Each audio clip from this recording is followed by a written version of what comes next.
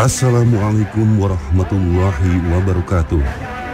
Sahabat yang dicintai Allah, Fajar 10 Zulhijjah di Mina mulai menyingsing. Saatnya kami para jemaah akan melaksanakan rukun haji yang utama, yaitu wukuf di Padang Arafah. Tibalah waktu mustajabah, di mana tiada penghalang antara hamba dan Tuhannya. Inilah waktu haji yang sebenarnya. Haji adalah Arafah. Dari Aisyah radhiyallahu anha, Rasulullah bersabda, sebaik-baiknya doa adalah doa pada hari Arafah. Hadis riwayat Tirmidzi. Sahabat yang dicintai Allah, usai wukuf, kami bersiap untuk melakukan ibadah sunnah, yakni melempar jumroh. Sebuah napak tilas perjalanan Nabi Ibrahim alaihissalam, istri dan putranya tercinta Ismail alaihissalam. Dengan keteguhan hati, mereka melawan setan yang menghasut untuk tidak menjalankan perintah Allah.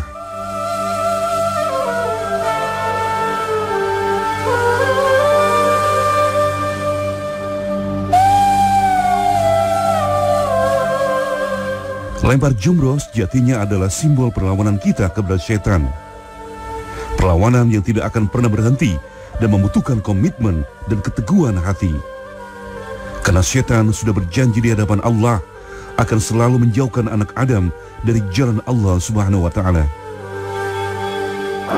Sahabat yang dicintai Allah, alhamdulillah saya dengan Ustadz Ali ini bawa batu. Ada beberapa batu yang ada di tangan saya karena memang di awal itu ada jumrah ula 7 kali batu, jumrah wusta 7 kali batu, dan jumrah Aqabah juga 7 kali batu. Dan ini perlambangan saja bahwa inilah bentuk perlawanan kita kepada syaitan. Bukan hanya sekedar sekali saja langsung selesai, tidak. Karena apa? Syaitan sudah memang betul-betul mengikrarkan diri. Demi izahmu wahai Allah, aku akan goda dan ganggu semua makhluk dari depan, dari belakang, dari kanan dan dari kiri. Artinya apa? Mereka berusaha dengan segala kekuatan yang mereka miliki untuk menggoda setan, menggoda manusia dengan berbagai macam cara. Kalau ini apa yang mereka ikrarkan, maka hendaknya ini pun yang kita ikrarkan. Kita mampu untuk mematahkan berbagai macam bentuk halangannya, mampu mematahkan godaan-godaannya dengan berbagai macam cara juga. Kalau seandainya kita tidak mampu dengan ini, yang ini. Kalau tidak mampu dengan ini, yang ini. Contoh seperti misalkan kita ketika marah, maka Rasulullah SAW meminta ketika kamu marah, maka hendaknya kamu wudu. Kalau wudu masih marah, duduk. Duduk masih marah, tidur. Tidur masih marah, lakukanlah ibadah-ibadah yang lain. Artinya hanya sekedar untuk mematahkan godaan syaitan dari marah saja, kita diminta berbagai macam cara. Dan harus berusaha, berjuang keras, seperti kita melempar batu 7 kali batu. Ini yang harusnya menjadi satu motivasi untuk diri kita pribadi. Mulai detik ini, melawan syaitan bukan hanya dengan satu cara, tetapi dengan berbagai macam cara, sampai syaitan tidak lagi mampu untuk mencoba membisikkan godaannya kepada kita. Dan inilah poros surga.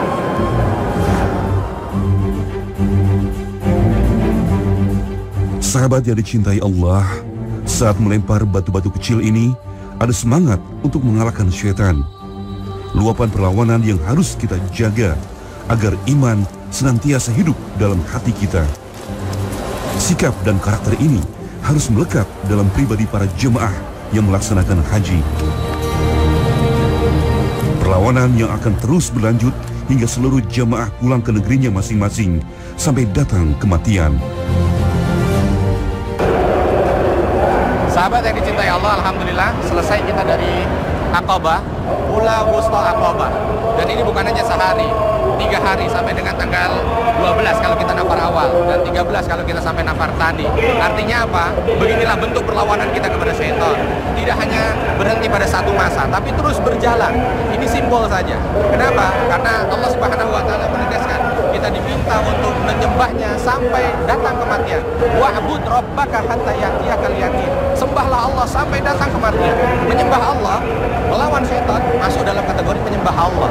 Maka kita diminta melawan syaitan ini bukan hanya dalam 1-2 kali masa saja, tidak. Tapi kita diminta untuk melawannya sampai mati, sampai detik terakhir dalam kehidupan kita. Syaitan harus mampu untuk kita lawan. Kalau ini mampu kita lakukan, maka insya Allah ini masuk bahagian daripada pengejawantahan perintah Allah Subhanahu wa Ta'ala kepada kita, dan termasuk dalam aplikasi dari lempar jumrah yang Allah syariatkan kepada kita ketika kita melaksanakan ibadah haji. Dan inilah poros syurga.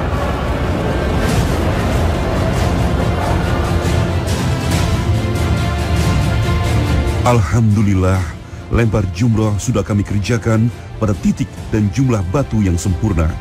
Tugu Jamarat Ula, Wusta, dan Aqabah kini menjadi saksi janji kami melawan syaitan dalam kehidupan kami. Semoga Allah menerima ibadah kami ini dan membebaskan kami dari godaan syaitan yang terkutuk. Sahabat yang dicintai Allah, alhamdulillah saat ini kita perjalanan pulang menuju ke maktab kembali, ya, dari tempat kita melontar. Dan dari sini kita juga mendapatkan pelajaran penting bahwa orang itu bisa dikatakan sukses sesuai dengan apa yang disampaikan oleh Allah Subhanahu wa Ta'ala dalam surah Ali Imran. Faman zuhziha 'anil nar wa udkhilal jannata faqad faz. Wa mal hayatud dunya illa mata'ul ghurur. Bahwa sukses itu adalah ketika orang itu zuhziha 'anil nar, dijauhkan dari neraka dan dimasukkan ke dalam surga. Maka itu masuk dalam kategori sukses. Dan kalau kita lihat, ya, ini ada sahabat kita. Assalamualaikum. Waalaikumsalam. Dan kalau kita lihat bahwa pekerjaan syaitan itu dia mencoba untuk menggeserkan nilai kesuksesan yang ada dalam Al-Quran ini di dalam benak manusia. Kadang-kadang syaitan mengatakan dunia itu ketika orang dapatkannya maka itu yang disebut dengan sukses. Ketika dia dapat jabatan itulah sukses. Ketika dia bisa hidup nikmat semata karena bisa memuaskan keinginannya saja itulah sukses. Padahal sukses adalah ketika dijauhkan dari neraka dan dimasukkan ke dalam surga. Maka dari sini kita bisa tahu bahwa orang ketika dia mampu untuk menghindari syaitan dan dia mampu untuk mengikuti apa yang disampaikan oleh Allah Subhanahu wa Ta'ala, maka insya Allah dia masuk dalam kategori manusia-manusia yang sukses. Sahabat yang dicintai Allah, mudah-mudahan motivasi dari lempar jumrah ini tertanam dalam hati kita yang paling dalam, sehingga ketika pulang ke tanah air kita punya satu keyakinan bahwa musuh utama kita dalam kehidupan adalah syaitan, dan ketika kita melawannya bukan hanya dengan satu atau dua cara, tapi dengan berbagai macam cara, dan perlawanannya sampai dengan kematian kita, maka insya Allah ini yang bisa menghantarkan kita kepada kebahagiaan dunia dan akhirat, dan inilah poros surga.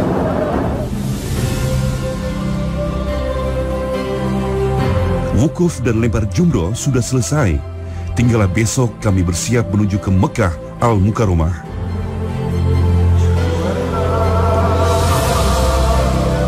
Sahabat yang dicintai Allah, kami tiba di Masjidil Haram untuk melaksanakan rukun haji berikutnya, yakni tawaf ifadah. Tak terasa, mata pun sembab oleh air mata dan rasa haru. Tak ada yang tahu pasti umur, nasib, dan rezeki manusia. Inilah yang membuat mata para jemaah haji berkaca-kaca, manakala para jemaah menyadari bahwa mereka telah sampai di depan Ka'bah. Sahabat yang dicintai Allah, alhamdulillah saat ini kita sedang tawaf ifadah, mengingat apa yang diperintahkan oleh Allah Subhanahu wa Ta'ala dalam surah Al-Baqarah ayat 199. Tsumma afidu min haitsu afadhan nas. Kita diminta ketika selesai dari wukuf di Arafah segera menuju ke Musdalifah dan menyelesaikan tawaf ifadah, ya. Dari sini subhanallah kita bisa mengambil satu pelajaran penting, bahwa dalam ibadah haji Allah Subhanahu wa Ta'ala menginginkan agar kita sebagai orang-orang yang melaksanakan ibadah ini senantiasa dalam keadaan yang berbuat baik terus-menerus.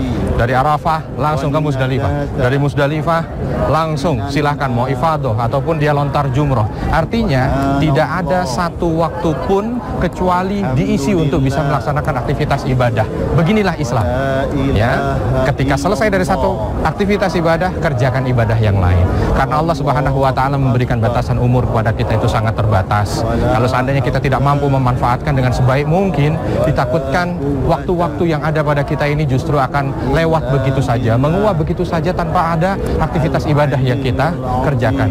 Fa idza faraqta fansab, ya, maka ketika kita selesai mengerjakan sesuatu, hendaknya kita bersegera untuk melaksanakan amal soleh berikutnya. Sahabat yang dicintai Allah, alangkah indahnya ketika kita mampu untuk melaksanakan hal yang seperti ini. Satu pekerjaan kebaikan selesai, langsung berpikir apa lagi yang bisa kita kerjakan. Satu kebaikan selesai, apa lagi yang bisa saya kerjakan. Kalau terus begini kehidupan kita, maka insya Allah keberkahan dari Allah Subhanahu wa Ta'ala akan berlimpah kepada kita, dan inilah poros surga.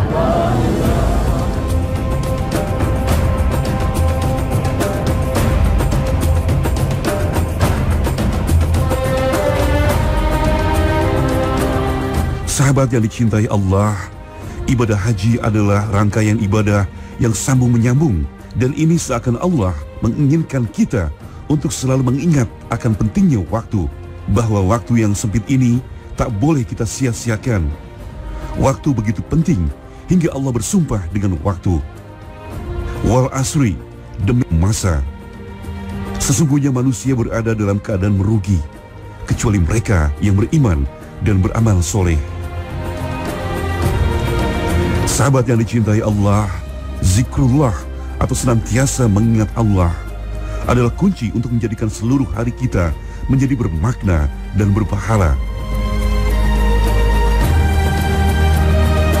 Terlebih saat di Masjidil Haram, saat hati terasa sangat dekat dengan Allah, saat di mana sholat menjadi mudah sekali khusyuk, dan tempat di mana berzikir menjadi sangat nikmat.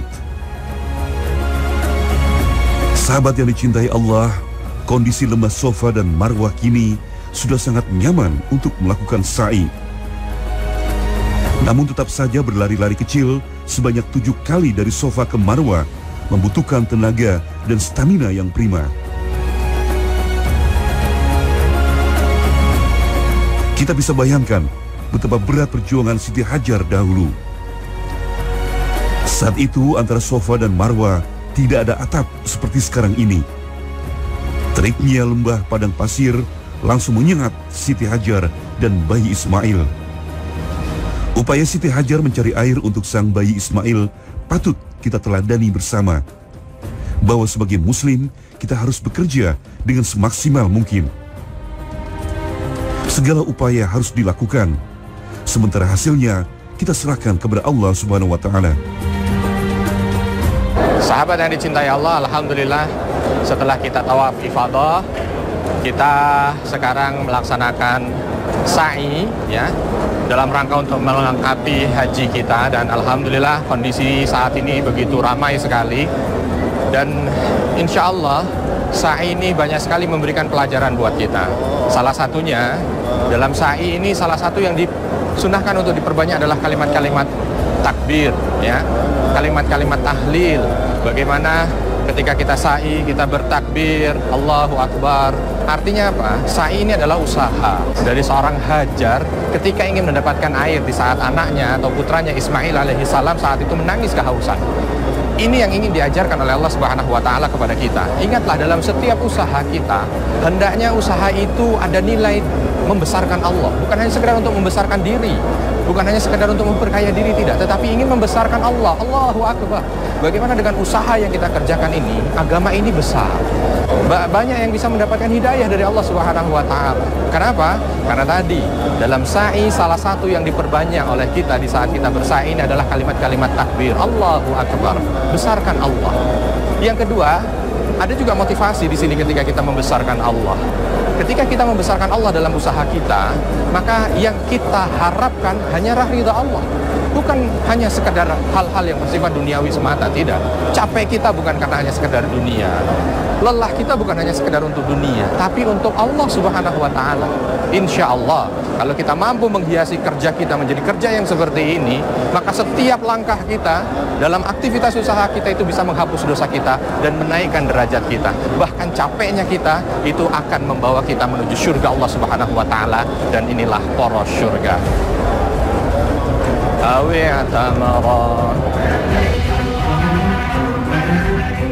Kita harus banyak bersyukur. Kini semakin mudah untuk melaksanakan ibadah di tanah suci. Tempat tawaf semakin luas hingga mengurangi desak-desakan yang sering terjadi. terlebih jika musim haji seperti sekarang ini. Tempat sa'i pun sudah sangat nyaman. Angin panas dari gurun pasir kalah dengan pendingin udara yang dipasang di tempat sa'i. Tempat-tempat air Zam-Zam juga makin banyak dan mudah dijangkau, hingga siapapun tidak perlu takut kehausan saat beribadah di kompleks Masjidil Haram.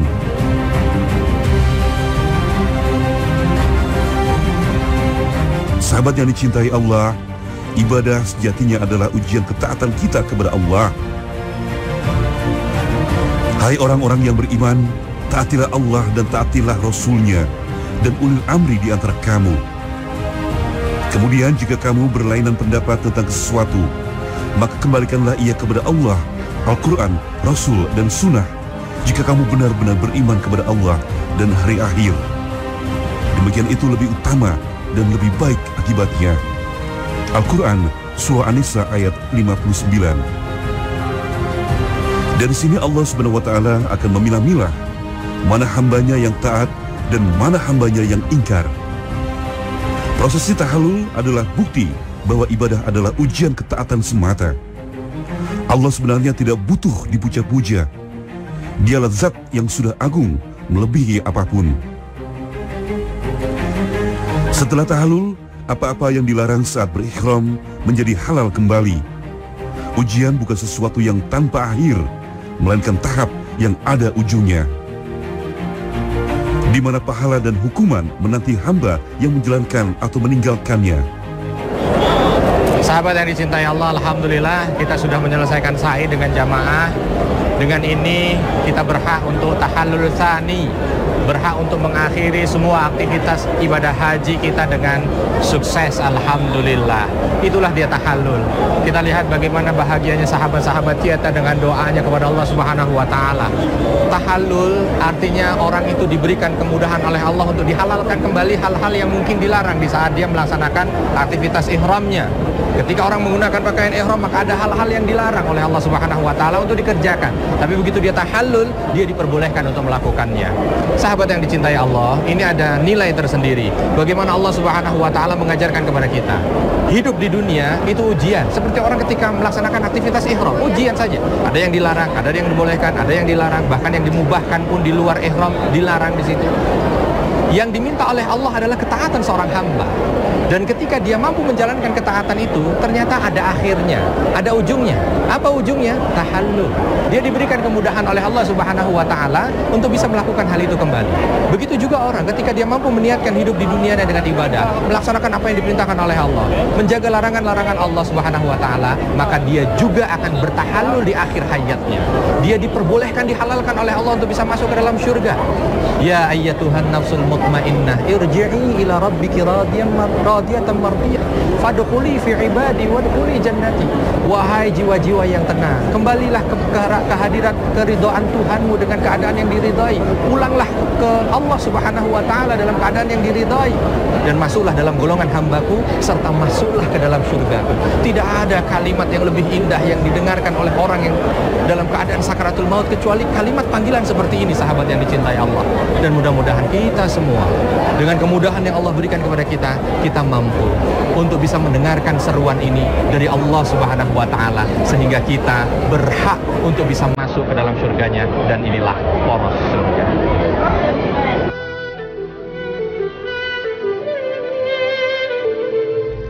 Sahabat yang dicintai Allah, semua prosesi ibadah haji sudah kami tunaikan. Tibalah hari kami harus meninggalkan kota Mekah Al-Mukarramah. Malam ini kami bersama rombongan Haji Indonesia akan menutup ibadah haji kami dengan tawaf perpisahan. Ada perasaan haru saat mengingat malam ini adalah hari terakhir kami bisa melihat Ka'bah. Namun inilah bagian yang memang harus dilalui semua jemaah haji. Sahabat yang dicintai Allah, alhamdulillah detik ini kita lihat banyak sekali sahabat-sahabat kita dari berbagai macam negara yang ingin balik ke negara mereka. Mereka melaksanakan aktivitas tawaf wada. Ini sesuai dengan apa yang diperintahkan oleh Rasul Shallallahu Alaihi Wasallam dalam sebuah hadis sahih yang diriwayatkan dari Bukhari. kana nas umira ayyakuna akhiru ahdihim bil bait, bahwa mereka itu yang datang ke sini untuk melaksanakan aktivitas ibadah haji itu diminta untuk menjadikan akhir dari aktivitas ibadah mereka adalah tawaf, ya, yang disebut dengan tawaf wada atau tawaf perpisahan.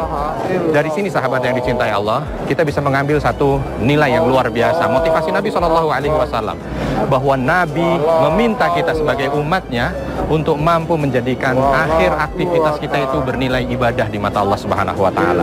Ini bisa kita praktekkan dalam keseharian kita. Bagaimana kalau seandainya kita contoh dalam satu hari, akhiri hari itu dengan aktivitas ibadah. Ketika ingin tidur, ucapkan kalimat-kalimat thayyibah, zikir, ulangi syahadat kita, sholat terlebih dahulu, baru tidur. Tidur dalam keadaan berwudu. Subhanallah, kalau seandainya Allah cabut nyawa kita dalam keadaan tidur, kita insya Allah wafat dalam keadaan yang baik. Dan itulah yang diperintahkan oleh Rasul. Makanya Rasul SAW itu tidak menyukai banyak perkataan selepas dari sholat isya, karena beliau langsung saja melaksanakan aktivitas ibadah dan setelah itu tidur. Mudah-mudahan dari sini bisa menjadi motivasi kita untuk terus semangat mendapatkan akhir yang baik, husnul khatimah, dan inilah poros surga. Pagi pun menyingsing di ujung sudut kota Mekah. Kami sudah bersiap menuju bis kelompok masing-masing. Tawaf perpisahan sudah kami lakukan. Artinya, kami harus segera melanjutkan perjalanan, yakni pulang ke tanah air.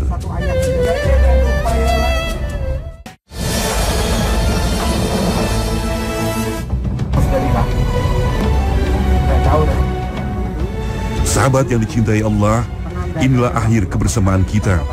Subhanallah, hari ini dari tempat suci Arafah, Mina, Mekah, dan Madinah, kita bersama-sama menggali banyak pelajaran dan hikmah ibadah haji. Poros-poros surga ini kembali mengingatkan kita bahwa waktu hidup kita ini begitu singkat. Kita tidak boleh menyia-nyiakan waktu agar tidak menjadi bagian dari golongan yang merugi.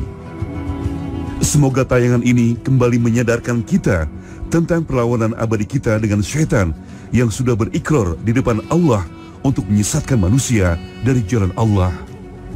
Semoga semangat dan iman ini akan terus menyala hingga waktu yang diberikan untuk kita habis dan harus kembali ke hariban ilahi. Amin ya rabbal alamin. Wabillahi taufik wal hidayah. Wassalamualaikum warahmatullahi wabarakatuh.